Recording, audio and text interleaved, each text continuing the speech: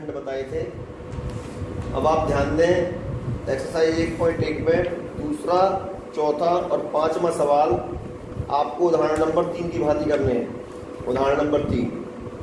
और तीसरा जो सवाल है आपको इसमें 616 और 32 का HCF निकाल लेना है यूक्लिड विभाजन एल्गोरिथम प्रमेय द्वारा, जिस प्रकार से आपने पहले के 3 खंडों में निकाले थे।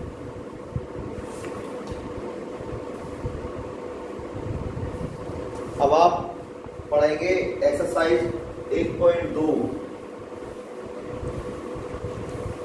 एक्सरसाइज 1.2 में पहले सवाल में कह रहा है निम्नलिखित संख्याओं को अभाज्य गुणनखंडों के गुणनफल के रूप में व्यक्त कीजिए। अभाज्य गुणनखंड क्या होता है?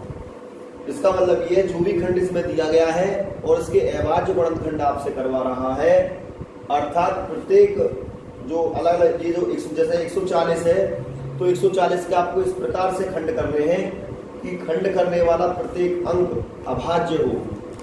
अभाज्य हमने आपको बताया था, अभाज्य संख्या वह संख्या होती है जो अपने आप से और सिर्फ एक से कटती है। अब जैसे 140 है तो 140 के आपको अभाज्य गुणनखंड करने हैं। 140 पहले 2 से काटेंगे, 2 कैसी संख्या है? अभाज्य संख्या है। 2 सत्ते 14, 2 से बंद कर।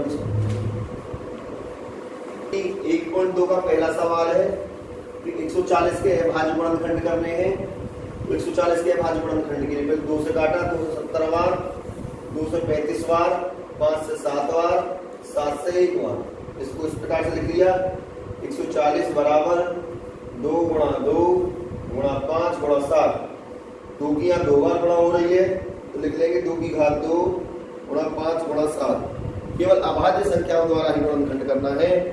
अभाज्य संख्या से अलग कोई भी दूसरी संख्या नहीं होनी चाहिए।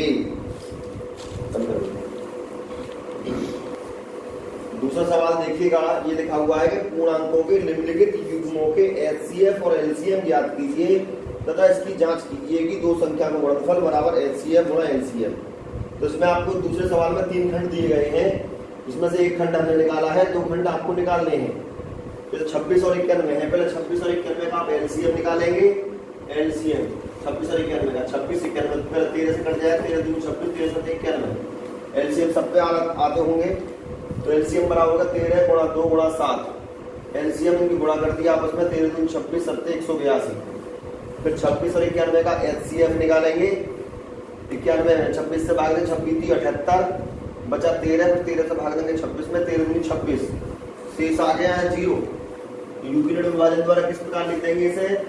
91 बराबर 26 गुणा 3 प्लस 13, फिर 26 बराबर 13 गुणा 2 प्लस 0। तो इसका HCF हो गया 13, HCF 13 आ गया। अब वो कह रहा है कि जांच कीजिए कि दो संख्या का गुणनफल बराबर HCF गुणा LCM है। तो HCF गुणा LCM निकाला, HCF गुणा LCM 182 गुणा 13 2366। फिर इसके बाद संख्याओं को गुणनफल निकाला, पहली संख्या गुणा दूसरी संख्या। पहली संख्या 26 गुणा 91 बराबर 2366।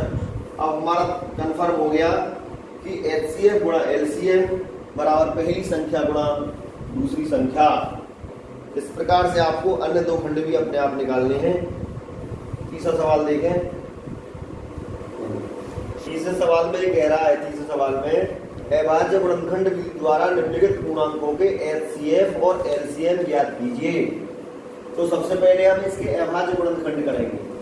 अभाज्य गुणनखंड से मतलब क्या है, आपने अभी बताया है पहले सवाल में कि केवल अभाज्य संख्याओं द्वारा ही गुणनखंड किए जाएंगे। तो पहले 12 के गुणनखंड किए, 2 छिक्के 12, 2 तिया 6, 3 एकम 3। तो 12 को हम लिख सकते हैं 2 गुणा 2 गुणा 3, या 12 बराबर 2 की घात 2, 2 की 2 बार गुणा हो रही है, 2 की घात 2 गुणा 3 की घात 1। इसी प्रकार 15 के गुणनखंड किए, 3 पंजे 15, 5 एकम 5। तो 15 के गुणनखंड हो गए 3 की घात 1, 3 की 1 बार गुणा हो रही है, इनको 5 की घात 1। सबको इकट्ठा। और 21 के गुणनखंड के 3 7 21, 7 एकम 7, यानी कि 3 की घात 1, 7 की घात 1 अलग अलग करके लिख दिया। 12 बराबर 2 की घात 2 गुणा 3 की घात 1, 15 बराबर 3 की घात 1 गुणा 5 की घात 1, 21 बराबर 3 की घात 1 गुणा 7 की घात 1। अब HCF निकालना है हमें। तो तीनों HCF निकालने का ये प्रावधान है कि तीनों पदों के गुणनखंड में पहले ये देखेंगे हम कि ऐसी कौन सी संख्या है जो तीनों के गुणनखंडों में मौजूद है, और तीनों के गुणनखंडों में मौजूद भी ऐसी संख्या जिसके ऊपर घात सबसे कम हो। तो हम देख रहे हैं ऐसी केवल 3 का ही अंक है जो 12 में भी मौजूद है और 15 में भी मौजूद है और 21 में भी मौजूद है। इसके बाद उसकी हम देखते हैं सबसे छोटी घात। तो यहाँ देख रहे हैं कि 3 की सबसे छोटी घात 1 ही है, 3 की घात 1, यहाँ भी 3 की घात 1, यहाँ भी 3 की घात 1, इसलिए HCF आ गया 3 की घात 1 बराबर 3। इसके बाद में LCM के लिए हम तीनों में पहले तीनों में कॉमन संख्या देखते हैं, उसके बाद जो बच जाता है उसको भी ले लेते हैं। यानी कि पहले हमने देखा 3 की घात 1 तीनों में है तो 3 की घात 1 ले लिया, यहाँ 2 की घात 2 है, यहाँ नहीं है तो 2 की घात 2 को भी लिया, 5 की घात 1 को भी लिया और 7 की घात 1 को भी लिया। यानी कि LCM में सभी को ले लेते हैं। तो 2 की घात 2 4 हो गया, 3 की घात 1 3 हो गया, 5 की घात 1 5 हो गया, 7 की घात 1 7 हो गया। इन सब की गुणा कर दी तो LCM आ गया 420। इस प्रकार से आपको तीसरे के अन्य दो खंड सेकंड और थर्ड पार्ट इसी प्रकार से आपको निकालने हैं। अब आपको इसके बाद में ये आपको 3 तक के सवाल घर से करके लाने, 1.2 के 3 तक के घर से सवाल आपको करने जरूर आज बैठ कर।